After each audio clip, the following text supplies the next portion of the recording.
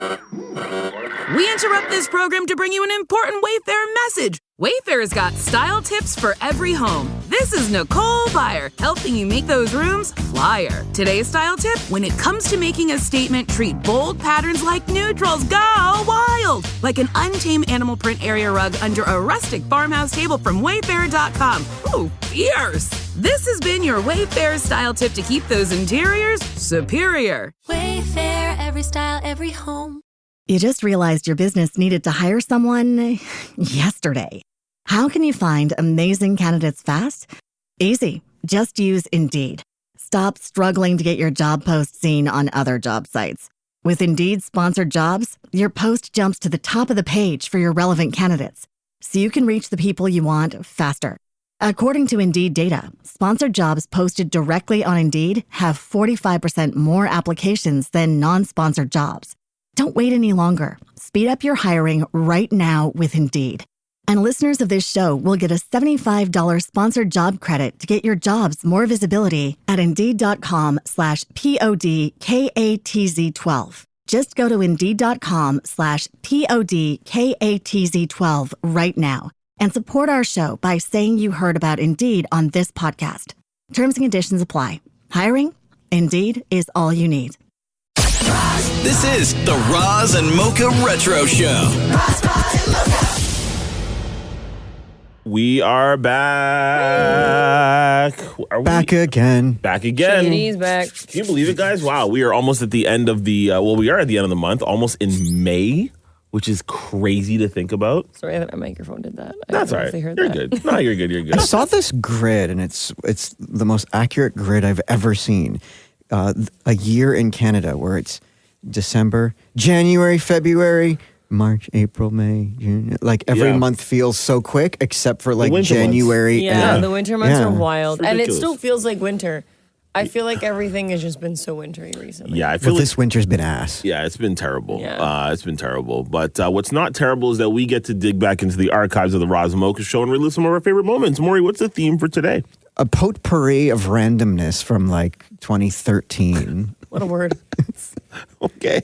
Who's going first? All right, I'll dive in because this is triggering for me, so I'll just get it out of the way now. We're hitting deep. Never make an agreement with Roz and Mocha because they'll take it seriously. Sure will. I think we've learned that enough, on this show. Well, yeah, but back then I was new, and I'm like, this it's just for the show, and then we'll move on, and no one will know the wiser. Well, no. Oh no. So they were like, okay, if we give you, how much would it take to continue your mustache? Famous question. How much would it take? So I'm like, $50, and they kept me to it. So it was for Movember, and then they wanted Manuary, Mocember, and then Manuary, and I'm like, hell no. So they brought in an actual federal court judge in her robe and everything. We had a trial. A trial. Okay. Well, this is from 2012, I believe. So sure. Let's take a listen. Roz and Mocha Retro 2012. Now, can we, damn it, Maury, good morning. Morning. Before the judge comes in, can we all just, the three of us right now, and I don't know how many people listening to this show, but you're all witnesses right now, okay? Every single one of you listening to the show. The three of us together. Because when this judge walks in, this is legit. She's a real judge, and on her stipulation, the only way that she was going to come in and do this is that if we took it seriously. Okay? Of course. So, can we all just collectively, right now, do we all agree that the judge's decision is final? I agree. I agree. Damn it, Maury. Fine. I Say, agree. I agree. What do you agree? I agree that the judge's decision is final. Thank you. Now you have to get Maury to say everything because he's just going to go back on his word. That's not what I agreed to. I didn't agree to that. That's not what I agreed to. We have it on record. We have it on record. Maury said, I agree. Can we get a testify from all the people listening right now, please? Amen. Amen. Testify. Good luck, Maury. All right. Trial of the century is about to begin. Keep it locked. What's up for grabs? We're not giving anything away. What's at stake here this morning during this trial? And this is a real trial. The judge is real. The accusations are real. Is Maury's mustache.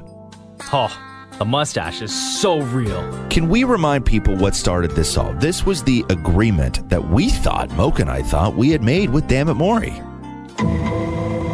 Mocha and I would like to hire your mustache for the show.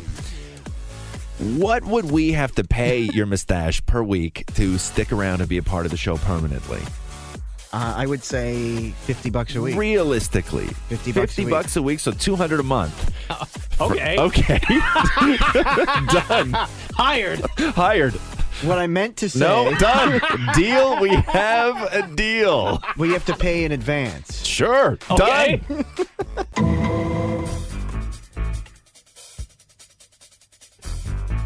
All right, the time has come. Kiss 92.5 Studios have now transformed into an actual courtroom. It's true. I'm dressed up. I'm ready to go. Mocha wore a suit today. Roz looking very respectful. Dammit Maury wearing a green T-shirt and jeans and dirty sneakers. Shows how much he cares about this. We welcome to the Kiss 92.5 Studios the Honorable Madam Justice Sandra Chapnick of the Superior Court of Ontario. Good morning and welcome. Good morning. How do we refer to you? Is it Your Honor or is Your Honor will do. Your Honor will do. Okay. What's the way to start this here? Should we do an opening statement? Would you like to address us? How would you like to get this going? Well, this is an important matter, I know, and I know all about it. I know it's the case of Roz and Mocha Show, Kiss 92.5 versus Maury Sherman, also known as Dammit Maury. And I'll just start by saying, as far as I know, the plaintiff, the show, seeks to enforce what they say is a binding contract with Maury, and it's all about a mustache. So I'll hear you first because who's the plaintiff? Them? They're the plaintiff. Okay. So, Roz, you want to speak? Your Honor, we will show that there was a contract. We'll show that Dammit Maury in the past has been motivated by money and has accepted deals exactly like this one before, phrased the exact same way. He's going to say that it was a hypothetical. It was not a hypothetical. This has been done before. He's made this exact same deal with us before under different circumstances. He made the deal without having thought it through, but a deal is a deal. At the time of the deal, he was 100% willing. We do a lot of stuff on this show that is for the greater good of the show. And Dammit Maury is always a willing participant. Does he make decisions rashly? Sure. Yes, he does. Up to this point, he has always stuck by his word. This is not about a mustache. This is what every single person who has a friend or a coworker has gone through before, which is a deal between friends, a deal between coworkers. There was even money involved. And then somebody backs out at the last minute. And there are ramifications. Maury's mustache plays a huge role on this show. People love the mustache. We want to keep the mustache. And he tried to back out of the deal. Why do you want to keep it? Why? What's your purpose? Maury is the visual part of our show. Maury is the one that goes out into the world and talks to celebrities. The mustache is a great tool. The mustache is a great gimmick. And Mocha and I were willing to hire the mustache freelance. We offered the mustache money.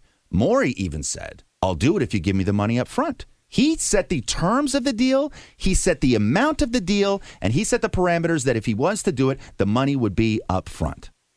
The mustache stays. Sidebar, Roz. Yes. Sorry, Your Honor. Can we sidebar for a sec? Absolutely. Roz. Dammit Maury's looking very scared right now. Okay. Dammit Maury, your opening statement, please. Okay, so, Your Honor, if you've listened to the evidence, which is the MP3, you'll realize that at no point in that did they say, or do we have a deal? It was a hypothetical question in which they said, how much would it cost to hire your mustache? It was a question. It was not necessarily an actual deal. It was the, what if we did this scenario? There was no ending to that call or to that hypothetical question. Furthermore, I'm going to throw this into the ring right now. They never once said that this mustache needs to be on my face. So why can't I shave the mustache and bring it in a Ziploc bag? No, I'm not done. I'm not done. Let him speak one at a time, please. I'm not done. Why can't I bring it in a Ziploc bag every day? They never said they want to hire my mustache. It didn't say it had to stay on my face. So, Your Honor, I'm here to argue the fact that we did not have a deal. We did not have any sort of actual argument. There was just a question about how much it would cost to hire my mustache. Let the court show that my opening statement was shorter than Roz's. Based on what you've heard, the arguments Based on what I've heard, I both haven't sides. heard enough. Okay. You haven't heard enough. Not nearly enough. Who would you like to hear from? I'd like to hear from you. I'll hear from you first. I want to hear what your understanding of the terms of the contract, the details of the contract Sure. that you say was made. Sure. I want to hear what the terms were from your perspective. Real quick, before you discuss the terms, I would like to point out the fact that when Maury said that he's out in the public, and even when Roz said that Maury represents the show, he is in some ways the face of the show when he's out there on the streets. He's dealing with celebrities every single day. If Maury wasn't comfortable with the mustache, he would not draw so much attention to it. For example, on the weekend, he was at the Justin Bieber concert. He was at another big concert happening at the ACC, talked to every single celebrity backstage. Within the audio of every single one of those interviews, Maury asked a question about his mustache. And we'd like to submit that audio as evidence in this case. So first, here's Damn It Maury with the guys from The Wanted. So if you were like me and you were gay, okay, and you saw this mustache, because it is over Movember right now, and Movember's done, would you at all consider dating a guy with a mustache like this? The mustache looks good on you. It complements your face. You look good. Next piece of evidence is Damn It Maury talking to Sky Blue formerly of LMFAO. My mustache for November. Would you keep it or get rid of it? Keep that, man. Come on. The girls like that. You know what I'm saying? When you do the thing with the ladies, you know what I'm saying, late night, the girls will get tickled on and stuff. You know what I mean? Sure, I know nothing about that.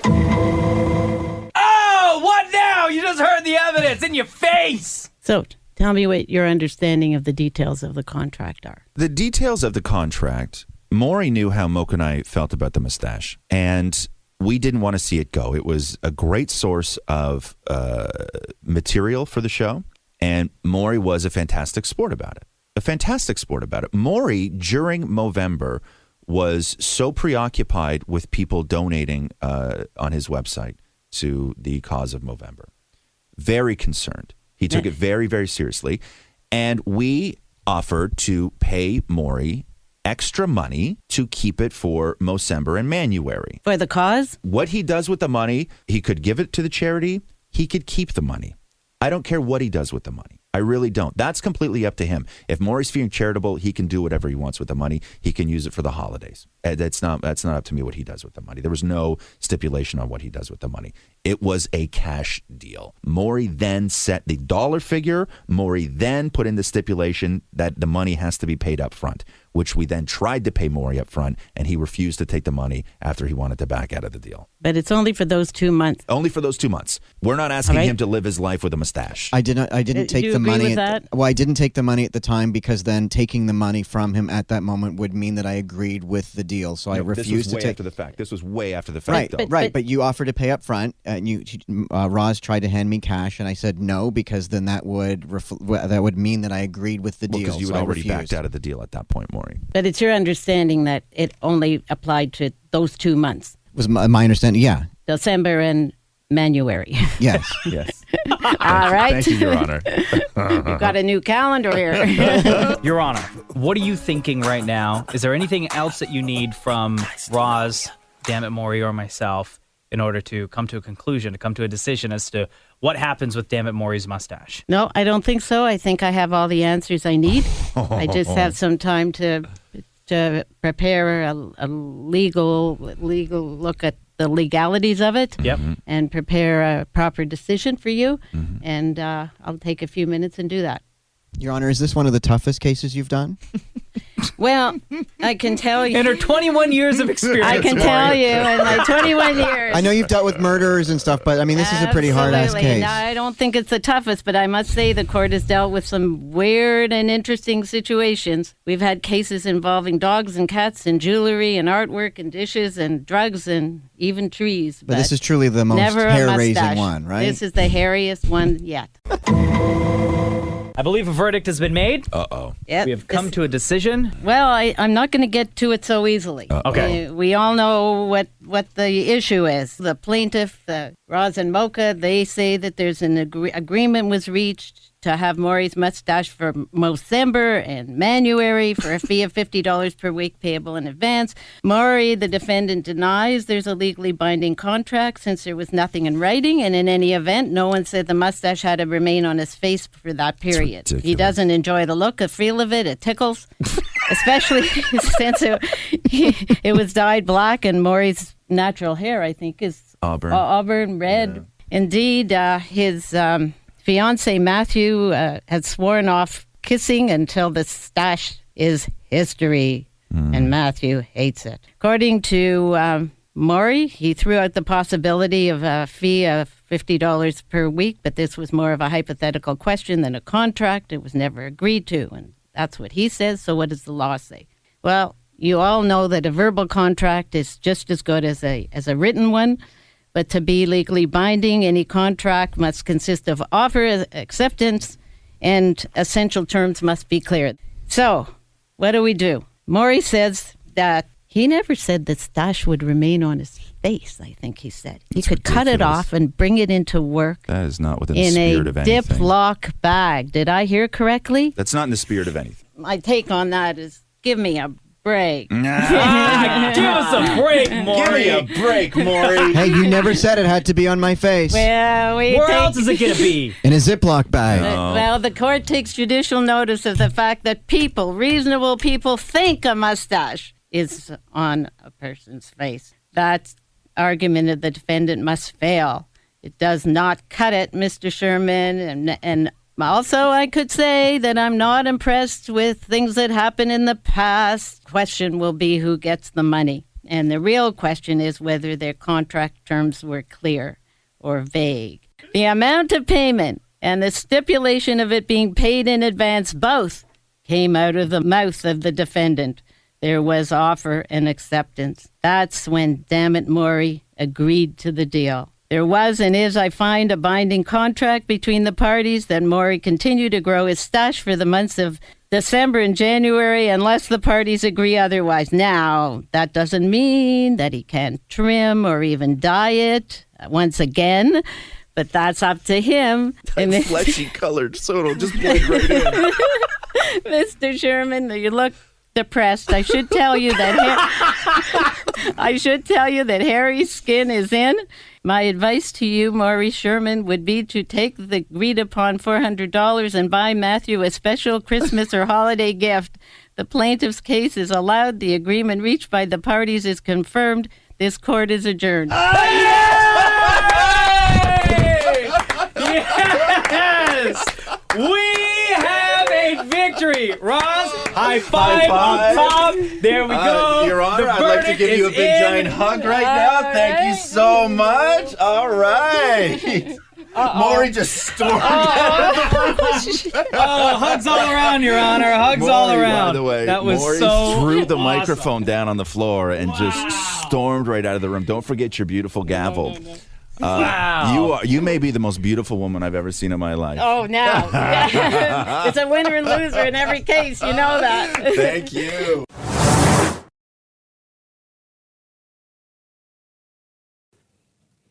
Is that your first time in front of a federal judge there, Maury? No. Oh, okay. No, it's my first time losing to a judge, but not my first time storming out of the room either. All right. All right, Maria, you are up next. Okay, we all know how much we love the fun words of our vocabulary, like selfie, twerking, and phablet, apparently, in this one. So we'll listen back to see in 2013 what some new words were. Okay. Roz and Mocha Retro 2013. I guess the dictionary is changing to allow. I think a word needs to be around a little bit longer than what twerk has been around before they let it into the dictionary. Okay. So the following words and text speak have been added to the Oxford Dictionary, the online dictionary, not the real paper dictionary. I haven't seen a real paper dictionary in years. Who uses a paper dictionary anymore? I don't know. Same people use a phone book. My mom's. The Oxford Dictionary online. Selfie is now in there. Yeah. What is a phablet? Phablet. Look it up. Phablet. I guess I could look it up. That's the stupidest question I've asked. Twerking is now on there. Wow. I think a word needs to be around longer than what twerking has before it qualifies. You know what, though? I will say that twerking, the word twerk and twerking and as in the dance has been around way, way, way before the word in the dance blew up in the past year and a bit. Right. BYOD, which is bring your own device. Douche? Oh. And then SRSLY, seriously. Seriously? And I love that one. And seriously? Seriously? I'm so stuffed up. What's the other word? I'm going to look it up right now. Phablet. A. BLET. Phablet. Seriously? Seriously?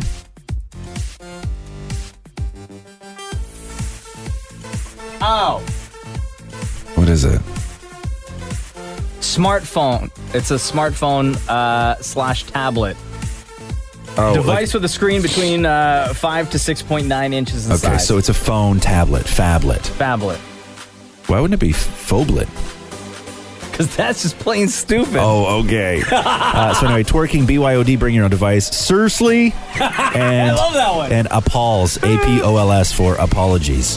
Aw, appalls. Those are. My sister says that all the time. Appalls? Yeah. She says that in like a natural conversation? Oh my God. My sister Lisa is the epitome of short forming words and. In speaking. And speaking that way. Oh, yeah. Yeah, seriously. Good thing she's so hot. She's hey! I heard that, you ass. It's crazy to think that 12 years ago, twerking was considered to be like a new word. Well, this was like to even be considered for the online dictionary. That makes it like official. An honor, honestly. Yeah. An honor. There's so many words that I think even now, like thinking to like what people say, will that just be a part of like the regular dictionary and vocabulary? Regular discourse. I don't think, do we still use phablet? No. So this was like No. big tablet. Oh yeah, phablet. I've actually never heard See, anybody I use only that. learned about that listening to this clip again of what phablet was. Because it was never, I mean, in 2013, no. Yeah, I would never have used that. Never, myself included. What about the word YOLO, guys? You only live once. Yes, remember Drake sort was of a big one. popularized it. Do people still say YOLO? I think sometimes. did. I think they do. Yeah, well, But a very select. very, very select Yeah. few. Well, in the clip that I'm going to revisit from 2013, Roz makes a very interesting point, saying that YOLO is the modern day Living La Vita Loca. But listen, it makes sense. It does make sense when you listen to it. Let's listen to this again. This is from 2013. Roz and Mocha Retro 2013. Drake's in Toronto right now, filming his music video YOLO. for a new song from a new album coming out later this year. I did a special yesterday. They were doing a 90s special. And going through all the music and movies and everything that happened in the 90s. I was not a huge fan of the 90s. Right. Wait, you're What? doing this special For ET Canada? Yeah, for Okay. ET Canada. They're doing at some point they're doing a big 90s special. And so we were going through all this stuff. Yeah. You know,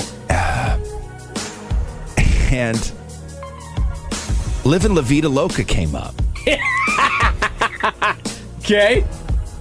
And then I thought to myself, Yeah. because and you may not look so fondly on Living La Vita Loca now. Why? But at the time, well, because it's a very embarrassing song. We have it. That was a jam back in the day, son. Remember, he was just dancing. Yeah, he just had in the music video. He just had like women all over. Oh, Just everywhere. everywhere. And everybody knew Ricky Martin was gay, but these women did not care. Now, No. the thing with Living La Vita Loca, which is living the crazy life, Yeah. is what it translates to. Living La Vita Loca in the 90s, it really was the 90s version of YOLO. You're right. Right? Yeah, you're right. It really was. 100%. 100%. You only live once, and in the 90s, it was living the crazy life. La Vida Loca, anytime you were doing something, you could be out with your dudes. Guys Getting High, same deal. It was like, dude, La Vita Loca. La Vita Loca. And it didn't matter that Ricky Martin sang it, but La Vita Loca was the 90s Yolo. Oh my God, you are so right. I wonder if Drake knows that. Well, he does now. Y'all should tweet him at Drake. Let him know. YOLO is this generation's version of Living La Vita Loca from Ricky Martin back in the 90s. Yeah. But Ricky Martin, I remember Ricky Martin, when this song hit, they brought him to Toronto. And dude shut the city down. Oh, yeah. It was, I've never seen anything like it. They put him on the top of a van in what is now Dundas Square. Yeah. It looked nothing like that at the time. Yeah. And it was... hang on a second. Oh, here we go. We start talking about Ricky Martin.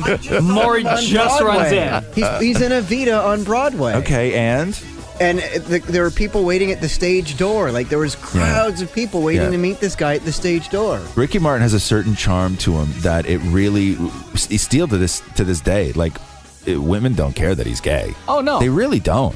It was not in any way a turnoff for any of his female fans, which there's something huge to be said for that. Yeah. YOLO.